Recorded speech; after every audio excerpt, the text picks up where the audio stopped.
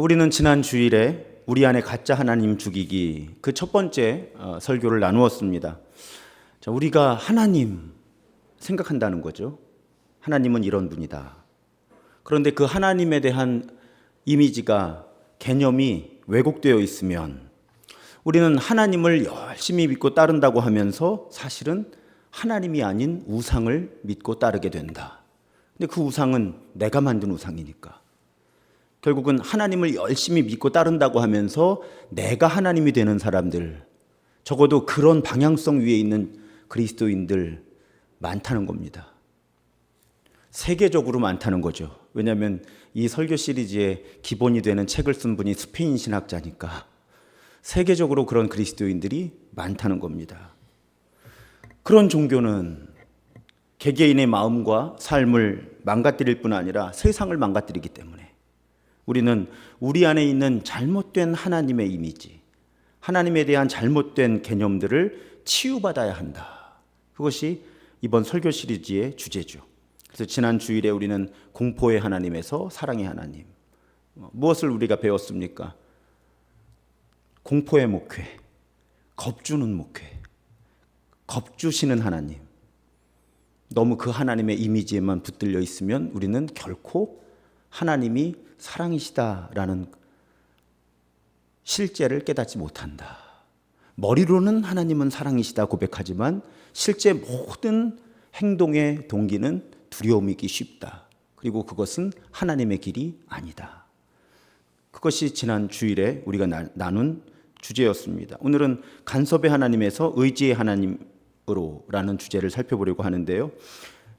오늘 설교가 아마 어떤 분들에게는 굉장히 혼란을 안겨다 줄 겁니다.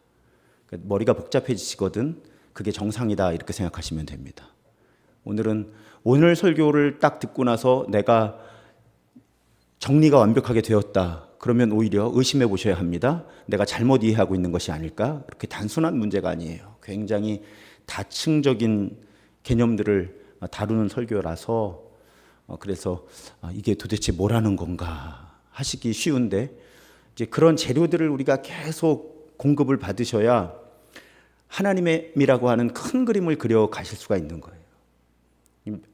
우리 기독교 무엇할 때 배우죠. 다 마치 앞이 보이지 않는 사람들이 코끼리 만지고 코끼리는 고무호수 같더라, 코끼리는 기둥 같더라, 코끼리는 벽 같더라, 코끼리는 파리채 같더라 이렇게 우기듯이 우리는 하나님을 부분적으로 알 수밖에 없다. 자, 그러면 부분적인 하나님을 전체 하나님이라고 우기는 건 앞이 보이지 않는 사람이 코끼리 만지고 코끼리가 기둥 같다고 우기는 것과 무엇이 다릅니까? 우리가 그런 그리스도인이 되기 쉽다. 그래서 오늘도 역시 우리 안에 가짜 하나님이라고 하는 그런 우상을 깨뜨리는 계기가 되셨으면 좋겠습니다. 하나님 간섭에 대한 이해의 폭을 넓히자. 이것이 오늘 설교의 주제예요. 여러분 이렇게 한번 여쭤보고 싶습니다. 우리가 뭘 만들잖아요. 요즘은 DIY라 그래서 특히 이케아 같은 데 가면 이렇게 사다가 조립을 해야 되는 그런 제품들이 많습니다. 그런데 한번 이렇게 생각해 보세요. 우리가 어떤 제품을 만들었어요.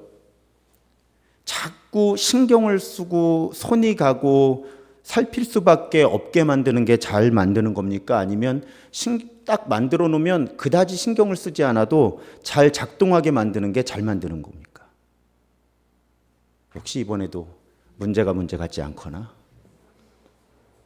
네, 신경 쓰지 않아도 자꾸 만지지 않아도 잘 움직이게 만드는 것이 잘 만드는 거죠. 그런데 자꾸 만지고 싶어지기는 해요. 왜? 이게 불안해서 만지고 싶은 게 아니라 왜 만지고 싶어지죠? 내가 아껴서. 왜? 내가 내 손으로 만든 거니까.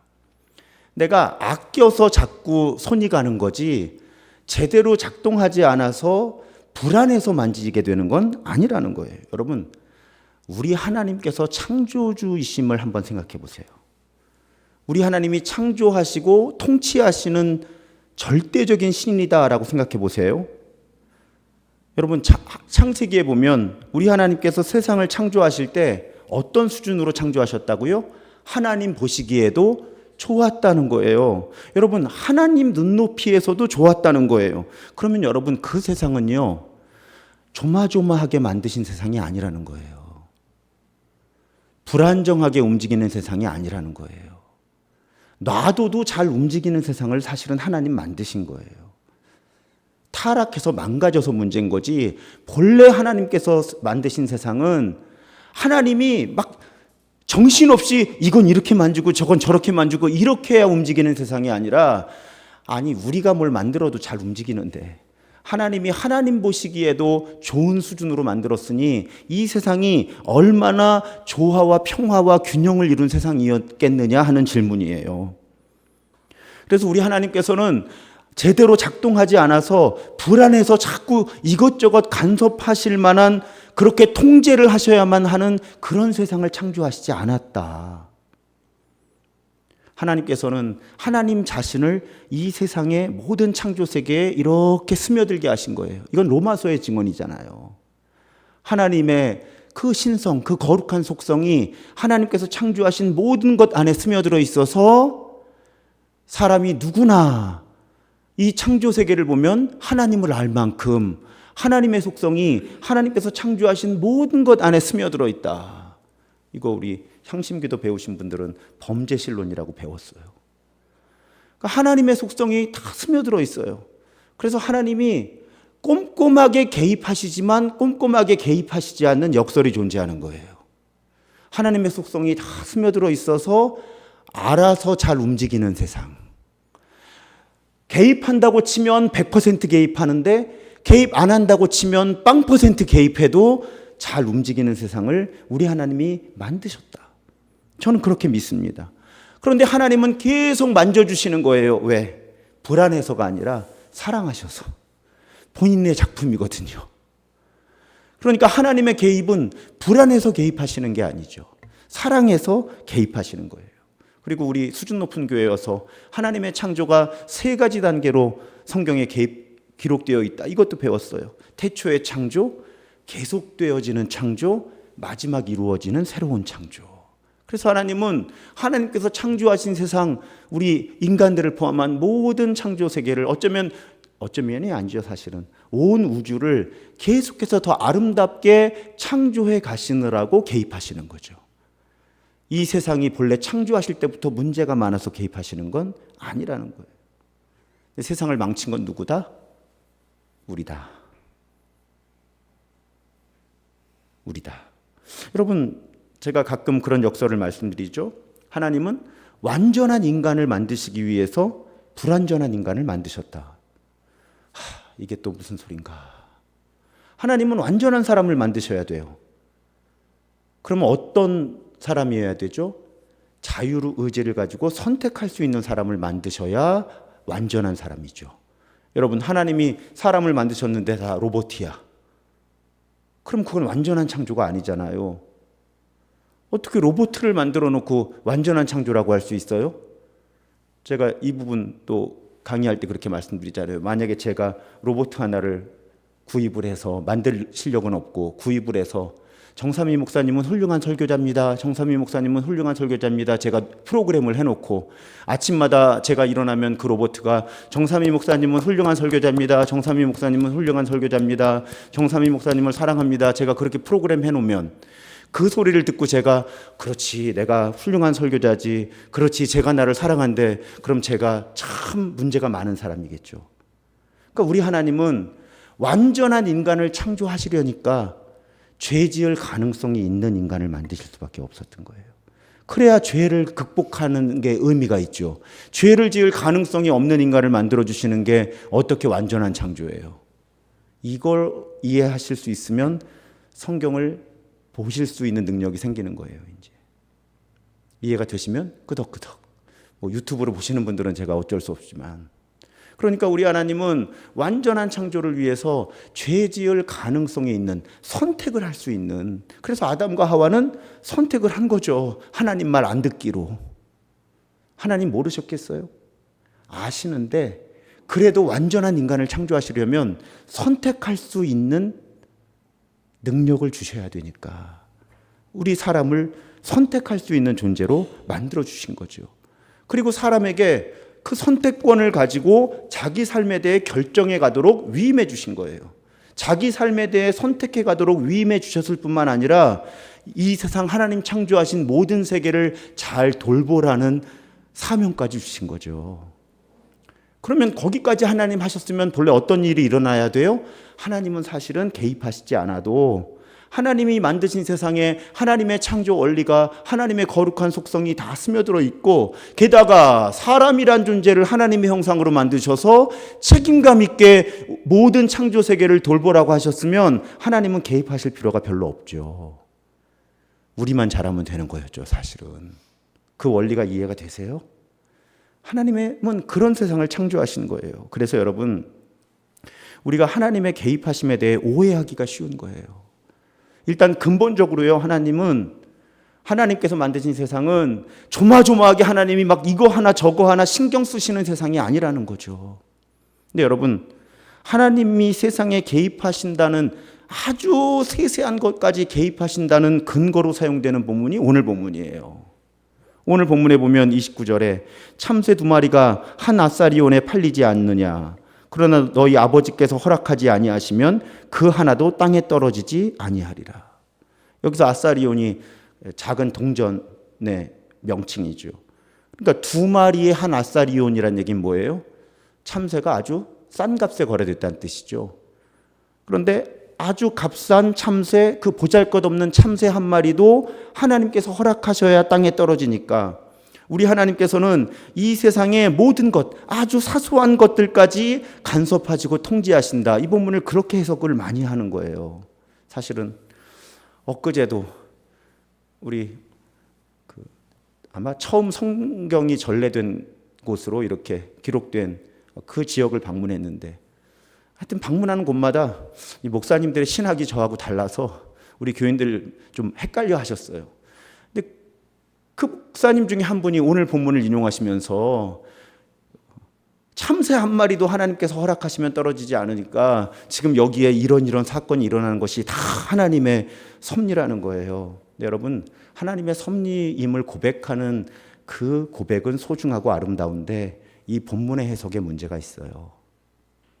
이 본문의 해석에 문제가 있어요. 이 본문의 해석에 문제가 없어도 문제예요. 왜 그런가 하면요, 여러분. 자, 참새 한 마리, 보잘것없는 참새 한 마리가 땅에 떨어지는 것도 하나님이 허락하시는 거다. 우리가 그렇게 믿고 또 그렇게 다른 사람들에게 우리 하나님을 소개한다고 생각해 보세요. 자, 고백 자체는 아름답고 훌륭합니다. 우리 하나님의 주권과. 그런데 그 크신 하나님이 세심하게 개입하신다. 근데 감당하기 힘든 문제에 부딪히는 거예요. 신학적인 문제. 참새 한 마리가 땅에 떨어지는 것도 하나님의 허락이 있어야 되는데, 하나님의 뜻이 이루어지는 것인데, 세월호가 가라앉은 것도 하나님의 뜻이다. 지금 이 설교를 듣는 분들은 다 믿음이 좋으셔서 그 단계를 다 지난 분이어서 그래, 우리가 알 수 없는 하나님의 뜻이 있으시겠지 하고 아무런 갈등을 일으키지 않으실지도 모르겠어요. 수많은 사람들이 그런 성경 해석 때문에 우리 하나님을 떠나는 거죠. 그 하나님이 얼마나 폭력적이고 잔인한 하나님이시길래, 이시길래도 아니죠. 잔인한 신이길래 그 죄 없는 사람들을 수백 명씩 바다에 빠쳐 죽이는 게 무슨 하나님의 뜻이냐. 이런 문제가 생기는 거예요. 그러니까 여러분, 하나님의 뜻은 우리의 뜻과 달라요. 이렇게 잘 들으셔야 돼요. 알 수는 없어요. 그 사건 속에 어떤 하나님의 뜻이 있는지 우리는 알 수 없어요. 그런데 이 본문을 근거로 참새 한 마리가 땅에 떨어지는 것도 하나님의 뜻이니까 이런 사건, 사고, 이런 사회적 참사가 일어나는 것도 하나님의 뜻이다라고 해석하는 건 굉장히 위험하다는 겁니다. 자, 왜 그러냐면 오늘 본문의 해석이 잘못되었기 때문이에요. 어떻게 잘못되었는지 설명을 해드릴게요.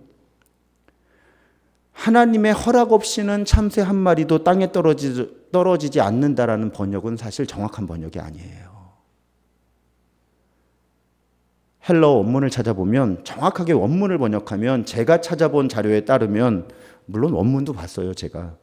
너희 아버지께서 허락하지 아니하시면은 의역이에요.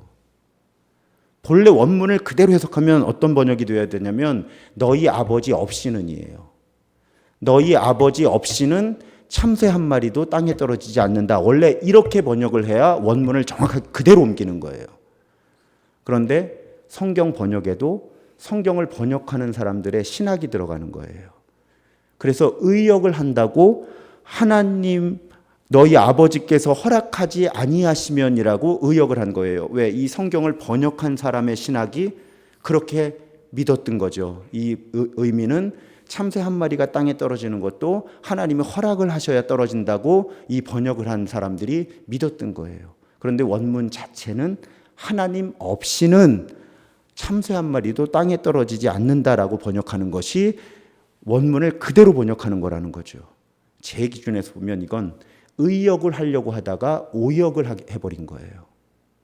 그냥 너희 아버지 없이는 이라고 그대로 번역을 하는 편이 훨씬 나아요. 제가 늘 성경을 읽고 해석할 때 우리 맥락을 봐야 된다고 말씀드리잖아요. 요 한 절만 딱 뽑아서 해석을 하고 적용을 하니까 문제가 커지는 거예요. 자, 이 맥락을 한번 볼게요. 이어지는 말씀을 보면 왜 예수님이 참새 한 마리도 하나님 없이는 땅에 떨어지지 않는다라는 말씀을 주셨을까? 여러분, 예수님의 의도는 이렇습니다. 참새 한 마리가 땅에 떨어지는 것도 하나님이 함께 하시는데 하물며 참새보다 훨씬 소중한 예수님의 제자들에게 일어나는 일이 하나님 없이 일어나겠느냐? 하나님이 함께 하시지 않겠느냐? 그게 그런 해석이 의도예요. 자, 맥락이 아주 구체적이에요. 여러분 32절과 33절을 보면 누구든지 사람 앞에서 나를 시인하면 나도 하늘에 계신 내 아버지 앞에서 그를 시인할 것이요 누구든지 사람 앞에서 나를 부인하면 나도 하늘에 계신 내 아버지 앞에서 그를 부인하리라. 여러분 어떤 맥락일까요? 예수님께서 이제 승천하신 후 제자들은 메시아에 대한 증인으로 살아야 되잖아요. 그런데 증인으로 사는 삶은 분명히 차별과 박해를 각오해야 되잖아요. 우리 예수님도 그러셨지만 예수님을 따라 살았던 사도들도 끊임없이 재판을 받았고 체포당해서 신문당하고 했잖아요. 그 상황인 거예요. 그 상황. 그래서 예수님께서 제자들에게 이런 취지로 말씀하셨다는 거죠. 참새 한 마리도 하나님 없이 하나님이 함께 하시지 않으시는 상태로 땅에 떨어지질 않는다. 하물며 참새보다 소중한 나를 따르는 사람들에게 일어나는 어떤 일도 하나님 없이 외롭게 하시지 않을 거다. 하나님 없이 그런 일이 일어나지 않을 거다. 하나님께서 늘 함께 하실 거다. 어떤 일이 일어나든지 나쁜 일이 안 일어난다는 뜻이 아니라는 거예요. 나쁜 일이 일어나는데 하나님께서 함께 하신다는 뜻이라는 거죠. 그러니까 하나님이 함께 하심을 신뢰하면서 어떻게 하라는 거예요? 예수님을 증언하라는 거예요. 그러면 어떤 일이 일어나요? 사람들이 좋아해요? 풀어줘요? 아니죠. 박해하고 고문하고 죽일 거예요. 그런데 하나님이 함께 하심을 신뢰하면서 담대하게 증인으로 살라는 거예요. 이 맥락이에요. 몇 줄만 밑에까지 같이 읽으면 본문의 의미가 분명하게 드러나요. 하나님 없이는 나쁜 일이 하나님이 허락해서 다 나쁜 일이 일어나는 거다. 이런 맥락이 아니잖아요, 지금. 거꾸로예요, 오히려. 예수님의 증인으로 살다 보면 나쁜 일이 생길 텐데 그래도 하나님이 함께 하심을 신뢰하면서 예수의 증인으로 살면서 그 나쁜 일들을 감당해 나가라는 거죠. 그 나쁜 일 속에 하나님이 함께 하실 거라는 뜻이에요. 이걸 어떻게 나쁜 일이 일어나는 것도 하나님의 뜻이라고 해석을 할 수 있는지 참 놀랍습니다. 참 놀라워요. 그래서 여러분 오늘 본문을 근거로 하나님께서 참새 한 마리가 죽고 사는 문제까지 개입하시기 때문에 이 땅에 일어나는 모든 일, 나쁜 일도 다 하나님의 뜻이 이루어지는 거라고 주장해서는 안 되는 거예요.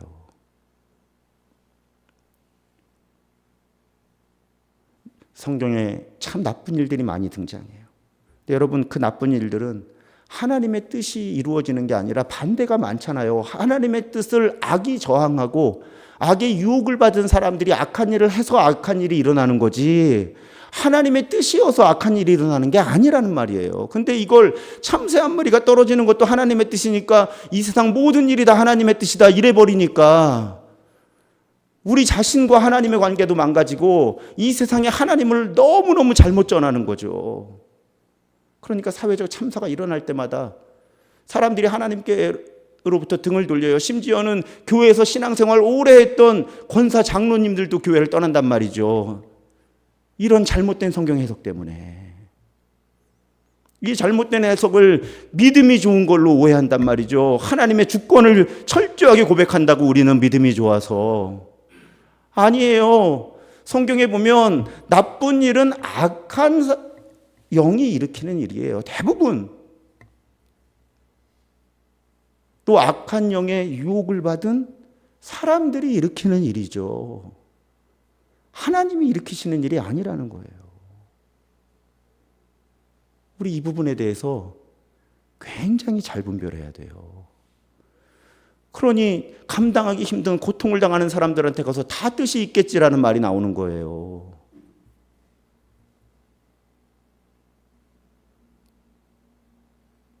얼마나 성경을 잘못 해석하는 거예요. 적어도 우리 교회에서는 이제 이 본문 가지고 그렇게 말씀하시지 마세요. 아우, 제가 막 하필이면 또 월요일 날 어떤 목사님이 우리 교인들한테 이 본문을 그렇게 해석하는데 하필이면 또 수요일 날 설교 본문이었잖아요. 이게 앉아서 그 설교를 듣는 제가 얼마나 속상했겠어요. 그래서 이렇게 다른 목사님들 설교는 들으세요. 근데 잘 들으셔야 돼요. 잘 들으셔야 돼요. 그래서 여러분, 영적으로 성숙해진다는 건요, 모든 책임을 하나님께 돌리는 게 아니에요. 하나님께 돌려야 될 몫과 우리가 감당해야 될 몫을 잘 분별하는 게 성숙함이에요. 한국교회에 이 오해가 너무 많은 거예요. 뭐 한국교회뿐이 아니죠. 말씀드린 것처럼 이 책이 스페인 사회학자이자 신학자가 쓴 책이니까 전 세계 교회에 이런 오해가 많은 거죠. 독일의 신학자, 뭐 독일 사람도 나오네요. 여류 신학자, 아주 영향력 있었던 분이죠. 도로시 웰러. 그런 말을 합니다. 하나님은 어떤 유형의 인간, 세계와 삶을 살 것인지를 알려주셨지만 그러나 우리에게 그것을 강요하기 위해서 간섭하지 않으신다. 그는 그 일을 우리의 손에 맡겨주셨다는 거예요. 여러분, 하나님은 우리 의지를 함부로 꺾질 않으세요. 하나님이 우리 의지를 함부로 꺾으시면 우리 다 지금 크리스찬으로 살아야죠. 전 세계 모든 사람들이. 하나님은 우리 생각을 함부로 꺾지 않으십니다. 왜? 하나님이 만드신 인간을 존중하시는 거예요. 여러분, 부모가 자녀의 인격을 존중할 때 어떻게 합니까? 일터에서 윗사람이 아랫사람의 인격을 존중할 때 어떻게 해요? 그 사람의 판단을 존중해 주는 게 그 사람을 존중해 주는 거잖아요. 하나님은 우리를 존중해 주세요. 그래서 우리 의지를 함부로 움직이질 않으세요. 그래서 대신 우리에게 알게 하시는 거죠. 성경과 성령을 통해 무엇이 옳은 길인지, 어떤 삶이 옳은 삶인지, 그리고 우리에게 그 길을 걸으라고 사실은 맡겨주시는 거예요. 초대하시는 거예요.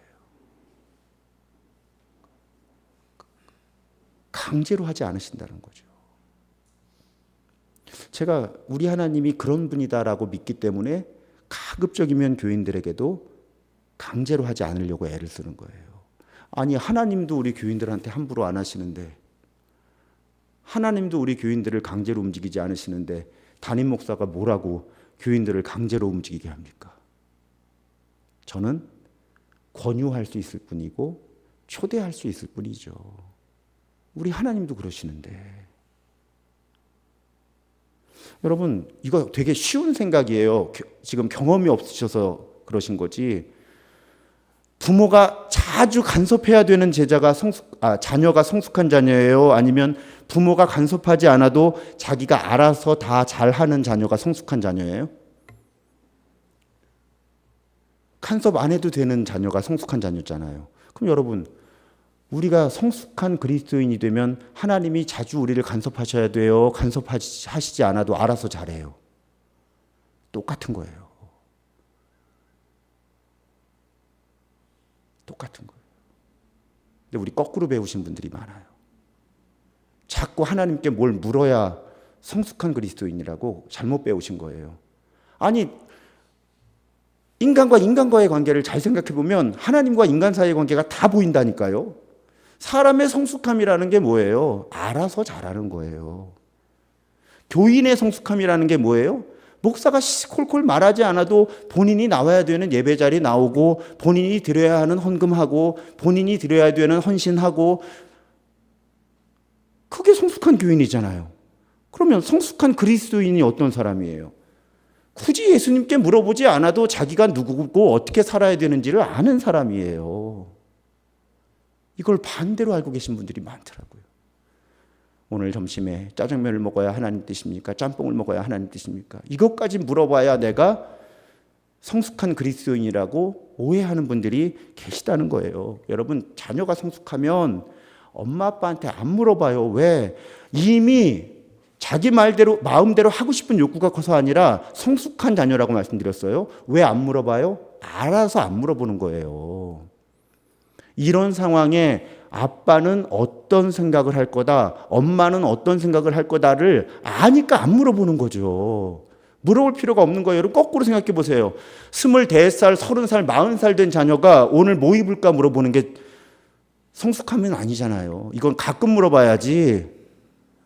유치원 애들이 물어보는 건 그 나이에 어울리는 거잖아요. 근데 40살이 됐는데 엄마 내가 오늘 뭘 입어야 돼라고 물어보면 이건 미숙한 거잖아요. 하나님의 자녀들도 마찬가지라는 거예요. 여기에 역설이 또 존재해요. 하나님한테 많이 안 물어볼수록 성숙한 그리스도의 제자인 거예요. 왜? 이미 성경과 성령을 통해서 하나님을 신실하게 알아왔기 때문에 이 상황에서 내가 어떤 선택을, 어떤 분별을 하는 것이 하나님의 뜻인지를 이미 안다니까요. 웬만큼. 그러니까 하나님께 물을 필요가 없는 거예요. 그게 성숙함이에요, 여러분.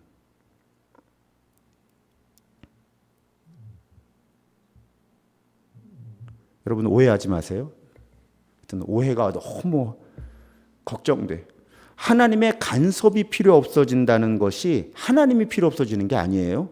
이거 잘 구분할 수 있어야 돼요. 이렇게 예를 들어 볼게요. 제가 그냥 세는 나이로 54살이에요.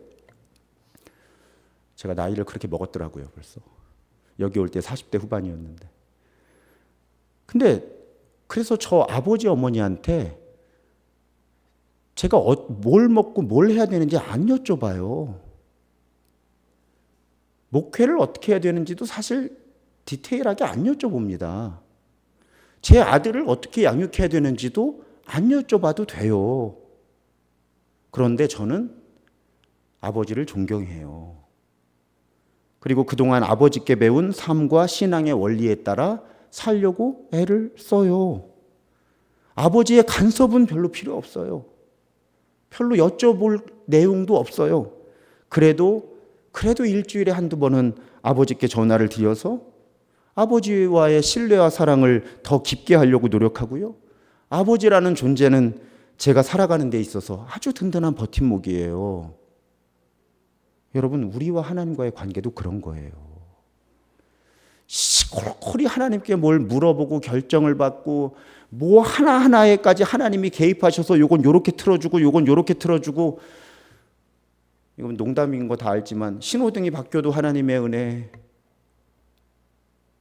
횡단보도에서 더 큰 틀로 하나님과 우리의 관계를 생각해야죠. 제가 나이 50대 중반의 아들과 80대 중반의 아버지의 관계를 설명드린 거예요. 뭘 콜콜이 여쭤봐야 돼서가 아니라 아버지가 계셔서 좋은 거죠. 제가 든든한 거죠. 또 어떤 때는 여쭤볼 수도 있고요. 하지만 이 극단을 아시겠죠? 아버지, 다음 주는 제가 무슨 설교를 해야 될까요? 이걸 물어보는 존재로서의 아버지가 아니라는 거죠. 이 역설을 여러분들이 이해하셨으면 좋겠어요. 어떤 때는 하나님께 여쭤봐야 되지만 여기 역설이 있잖아요. 내가 정말 성경과 성령 안에서 하나님을 알아가면 오히려 여쭤볼 일들은 줄어든다. 이미 알게 되는 거죠. 그렇게 여러분, 하나님께서 이 세상과 우리 삶에 개입하시고 간섭하시는 폭을 넓게 이해를 하셔야 돼요. 진짜 참새 한 마리가 땅에 떨어지는 것도 하나님의 뜻이라는데 이러시면 안 된다는 거죠. 이 세상의 복잡한 움직임, 사탄이 우는 사자같이 삼킬 자를 찾고 이 세상 70억 인구가 다 지 맘대로 살고 싶어하고 자기 이익을 추구하는 이 복잡한 세상의 움직임을 보면서 우리 하나님의 통치 원리를 살필 수 있어야 성경도 읽어지고 내 삶도 읽어지는 거예요. 그래서 여러분, 어떤 책을 이번에 참고하는 책을 보는데 어떤 아버지가 딸을 잃습니다. 딸의 나이가 27살이에요. 얼마나 슬프겠어요. 근데 그 아버지가 친구에게 이렇게 편지를 썼다고 해요.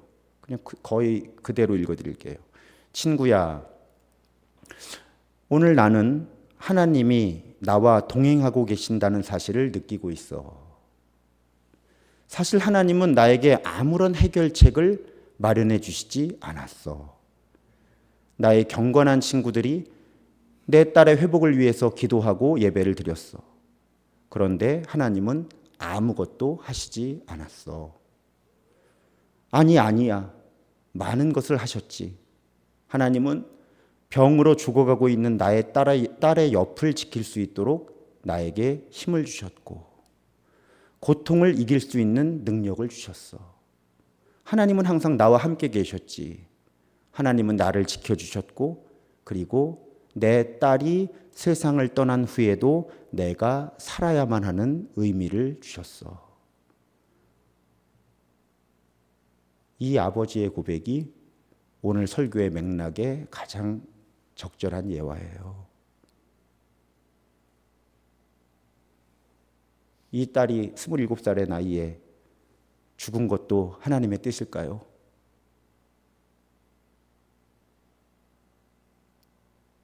사실은 알 수 없는 거죠.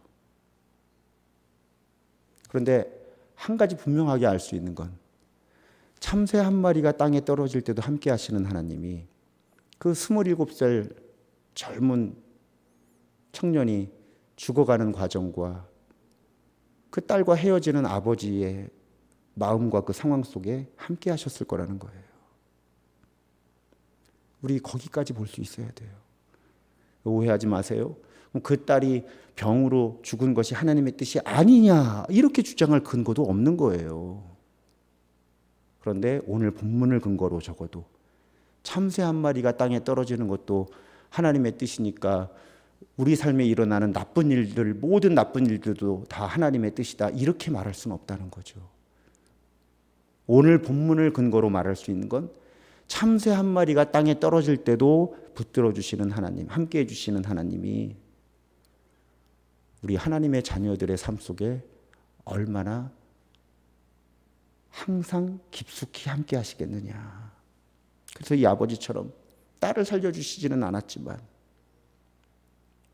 병으로 죽어가고 있는 딸의 옆을 지킬 수 있는 힘을 주셨고 고통을 이길 수 있는 능력을 주셨고 내 딸이 세상을 떠난 후에도 내가 살아야만 하는 의미를 주셨지. 그 역시 하나님의 개입하심이죠. 하나님의 함께하심이라는 거예요. 그래서 여러분 아까 세월호 말씀을 드렸는데 세월호가 가라앉을 때 하나님은 뭘 하셨을까요? 세월호는 왜 가라앉았을까요? 못된 사람들이 뭔가 못된 짓을 한 거죠.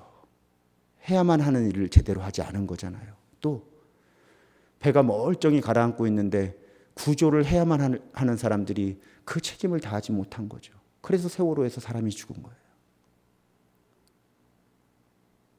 하나님도 어쩔 수 없는 거죠. 그 안에서 힘겹게 죽어가는 아이들, 또 어른들, 또 나중에 사랑하는 사람들을 잃고 힘겨워하는 사람들이 감당해낼 수 있는 힘을 하나님 주셨겠죠. 하나님의 함께하심을 더 넓고 더 깊은 틀로 그렇게 관찰해낼 수 있어야 되고 그렇게 해석할 수 있어야 우리가 우리 안에 있는 간섭하시는 하나님이라고 하는 우상 때문에 스스로 상처받지 않고 특별히 교회 안에서 다른 사람에게 상처 주지 않고 이 세상의 하나님을 제대로 소개할 수 있게 되는 거죠. 사랑하는 여러분, 보네포가 제가 자주 인용하는, 제가 언젠가 설교 시간에 이 말을 인용하겠다고 굳게 결심하다가 드디어 그날이 오늘입니다. 보네포의 말 중에 제가 아주 인상 깊었던 말이 이 말이에요. 우리는 하나님 앞에서 하나님과 함께 하나님 없이 살아가는 존재라는 거예요. 아마 어떤 분들에겐 이게 뭔 소리인가, 어떻게 우리가 하나님 없이 살아가나, 무슨 말일까요? 아까 제가 말씀드렸죠. 정말 하나님의 사람으로 성숙해 가면 하나님 없이 살 수 있는 사람이 되는 거예요. 진짜 믿음의 사람은 하나님 없이 살아갈 수 있는 사람인 거죠. 이거 잘 이해하셔야 돼요. 제가 아까 그래서 저하고 아버지의 관계를 이렇게 설명드린 거예요. 여기서 하나님이 없는 사람이라는 건 하나님을 인정하지 않는 사람, 하나님이 필요 없다는 사람이 아니라 그만큼 성숙하고 책임감이 강한 그리스도인. 그래서 하나님께 묻지 않고도 이 보네포가 이 말을 한 배경이, 시대적 배경이 뭐죠? 제2차 세계대전 홀로코스트. 하나님의 임재와 하나님의 개입하심을 느끼기 어려웠을 때잖아요. 하지만 그 속에서 보네포는 다른 길을 제시하는 거죠. 그리스도인들에게. 하나님이 지금 이 속에서 아우슈비츠에서 우리를 살려주시지 않을지는 모르지만 하나님은 함께 하시고, 그래서 그리스도인들은 항상 하나님 앞에 있고 항상 하나님과 함께 하면서도 하나님 없이 살아가는 존재의 길을 선택해야만 한다. 그래서 앞으로 이제 오늘 이 가르침의 물꼬를 열었으니까 앞으로도 아마 여러 설교와 성경 공부를 통해서 이 주제에 대한 고민과 나눔이 우리 공동체에 있을 것 같아요. 여러분, 하나님께서 아무리 개입하셔도요, 제가 이거 던지면 날아가서 떨어져요. 안 날아갑니다. 아무리 제가 석 달열을 금식 기도를 해도요, 볼펜은 놓으면 땅에 떨어져요. 하나님이 이런 일에 개입하실 이유가 없는 거죠. 만유인력의 법칙에 이미 개입하신 거예요. 진정한 성숙함은 하나님 앞에서 하나님과 함께 하나님 없이 살아가는 존재가 되는 것이다. 오늘 이 보네포의 가르침 우리 마음 한켠에 담아내고, 하나님은 어떠한 상황 속에서도 우리와 함께 하신다. 그 고백 안고 간섭의 하나님에서 의지의 하나님으로 나아가는 우리 모두가 되기를 주님의 이름으로 축복합니다.